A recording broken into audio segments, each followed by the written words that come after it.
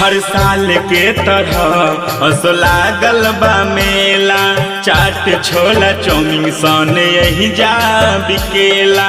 चाट छोला chow mein सन यही जा बिकेला। हर साल के तरह असो लागल बा मेला, चाट छोला चाउमीन सन यही जा बिकेला। हमके मोतीपुर के मेला घुमा देती जी, हमके मोतीपुर के मेला घुमा देती जी, चल के मैया के दर्शन करा देती जी, देवी मैया से एक बार मिला देती जी, देवी मैया से एक बार मिला देती जी, मिला देती जी।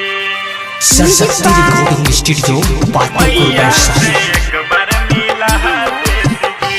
सतरूप सातो भेष में ई सगरी पूजाली, जे भी जाला दर पे उनका लौटे न खाली, लौटे न खाली। हे मैया सतरूप सातो भेष में ई सगरो पूजाली, जे भी जाला दर पे उनका लौटे न खाली। लागल बात मन में ललसा पूरा देती जी, लागल बात मन में ललसा पूरा देती जी, चल के मैया के दर्शन करा देती जी, देवी माई से एक बार मिला देती जी, देवी मैया से एक बार मिला देती जी, मिला देती जी। म्यूजिक बाय मैया से एक बार मिला देती जी। चंदन पोदार सुनी बनी जानी ढीठ जी,